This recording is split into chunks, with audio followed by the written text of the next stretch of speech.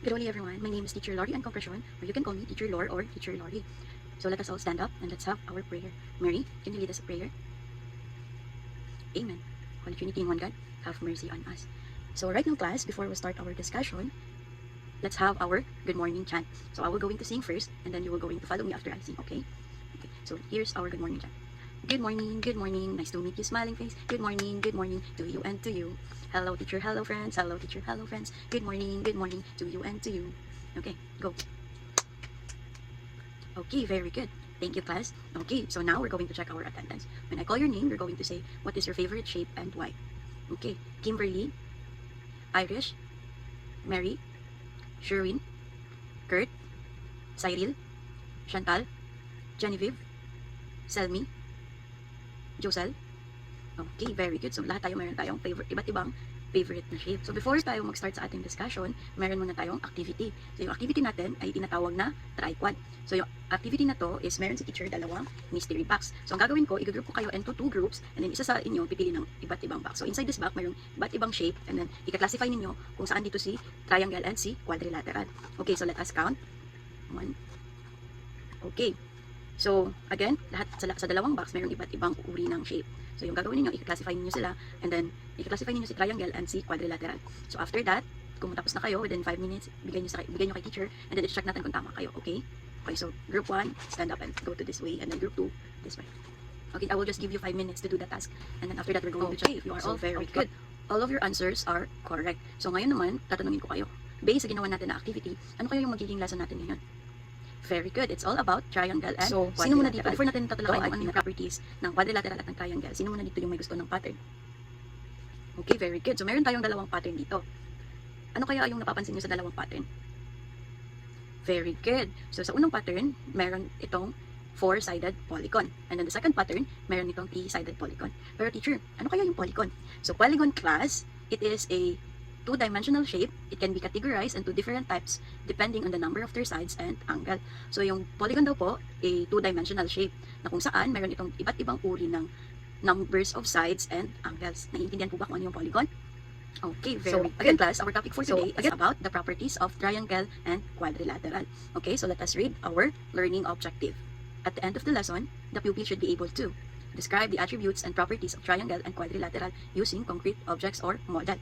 Draw and state the properties of triangle and quadrilateral, including their sides, vertices, and angles. And appreciating the value, knowing the difference between triangles and quadrilateral. Naiintindihan po ba yung ating learning objectives? We were going to know. So right, gagawin natin, alamin na natin kung ano nga ba yung properties ng triangles and quadrilateral. So, ano nga ba yung properties ng quadrilateral? Ay, ano nga ba yung properties? So, ngayon, pag-uusapan natin kung ano ba yung properties of triangle. So, sabi dito, triangle is a polygon which is created by 3 lines.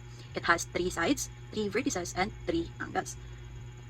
So when we say triangle daw po, meron daw po itong 3 sides, 3 vertices, and 3 angles. So ano nga ba yung 3 sides, 3 vertices, and 3 angles?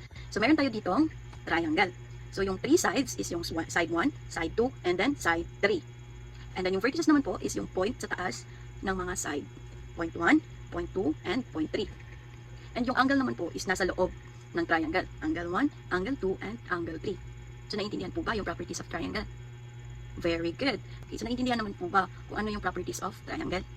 Okay, very good. Since naintindihan ninyo, magbigay kayo ng mga example ng mga bagay na nakikita natin sa bahay or sa paligid na may shape na triangle. Yung may 3 sides, 3 vertices, and 3 angles. Okay, Irish?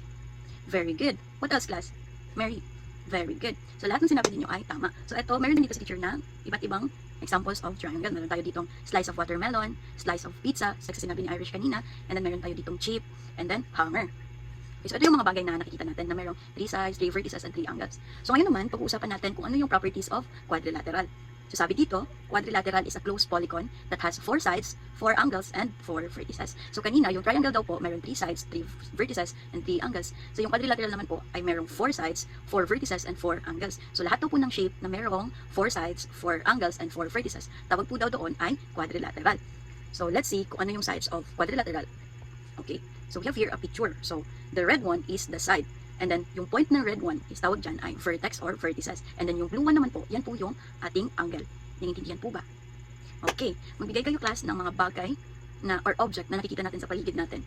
Or sa paligid nyo, or sa paligid natin. Sa school, sa house, magbigay kayo ng object or bagay na mayroong 4 vertices, 4 angles, and 4 sides. Okay, Kurt? Very good. Yes, Ate Genevieve. Alright, very good, class. So, okay, so lahat na sinabi ni Ate Kurt, ni Kuya Kurt and Ate Jen is tama. So, meron ding example dito si teacher of quadrilateral, yung mga bagay na nakikita natin. Meron tayong blackboard, meron tayong clock, meron tayong television, and meron tayong ditong chocolate bar. So, naiintindihan naman, class, ang properties of quadrilateral.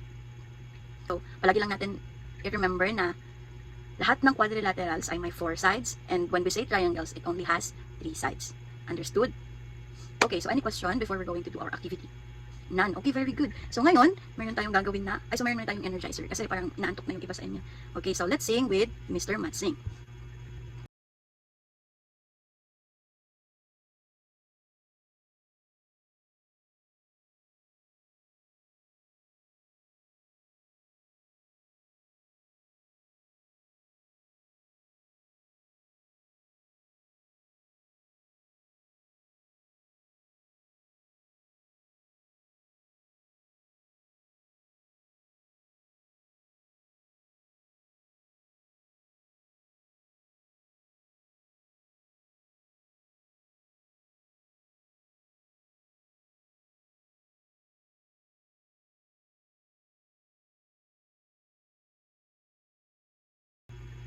Okay, very good. So ngayon, since hindi na kayo inaantok, meron na tayong gagawin na activity. So ang tawag sa activity natin is Guess Me. So meron dito si teacher iba't ibang uri ng object, and then gagawin ninyo, pipikit ninyo yung mga mata ninyo, so hihulaan ninyo kung ano yung object na yun, kung triangle ba or quadrilateral, using your sense of touch. Okay, understood po?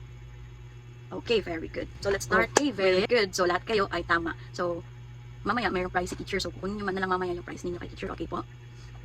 Okay. So kanina, nahulaan ninyo yung mga bagay-bagay na ipinahawak ni teacher. And then ngayon naman is i-group activity ko kayo. Ang gagawin nyo naman, i-group ko kayo into 2 groups. So same group pa rin kanina. Okay, so group 1, go to your group, and then group 2, go to your group. Okay, so for our activity, group 1, ang gagawin niyo, magdodraw kayo ng 5 bagay na mayroong shape na triangle na wala sa explanation kanina ni teacher. And then group 2, magdodraw kayo ng 5 quadrilateral. Okay, na wala rin sa explanation ni teacher kanina. Okay, so our rubrics for this activity is here. So, ito yung magiging rubrics ng score ninyo sa inyong presentation. Okay, so mamaya, pipili kayo ng isang leader and then i-explain ninyo kung ano yung mga draw ninyo dito sa harap. I will just gonna give you 10 minutes to do the task, and then after that, we're going to present here in front and let's see if all of your drawings are right. Okay? Okay, so you can start now the activity. Okay, very good. Group 1. Lahat ng draw ninyo ay nagpapakita ng triangle shape. Okay, very good din yung group 2. Lahat ng draw ninyo, mayroon din nagpapakita din ito ng quadrilateral shape.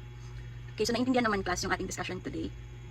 Very good. So ngayon, meron tayong gagawin na evaluate task. Okay, so gagawin ninyo is read the question carefully and mind your own paper. Circle the letter of your answer.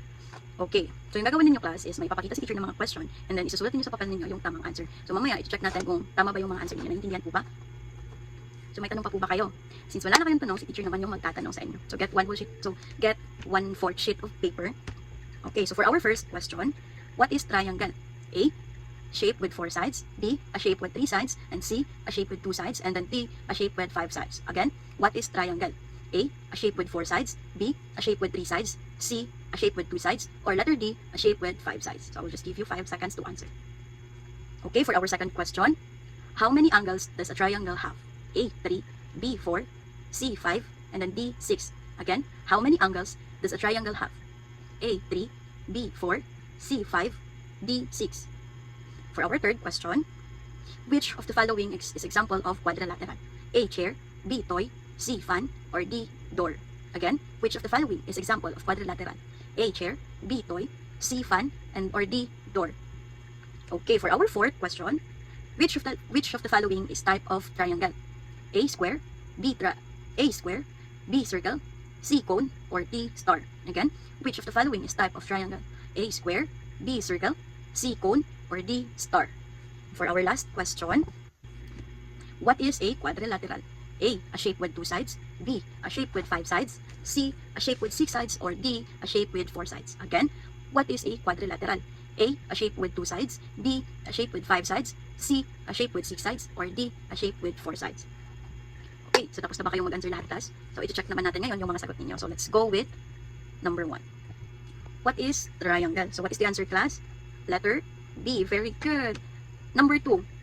How many angles does a triangle have? 3. Very good. So number 3.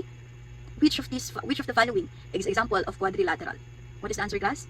Letter D. Very good. So for our number 4, which of the following is type of triangle? So your answer is letter C, cone. Very good. So for our last question, what is the answer? What is a quadrilateral? Letter D, a shape with 4 sides. So bigyan natin ng palakpakan lahat. Sino dito nakakuha ng perfect score? Wow, very good. 4.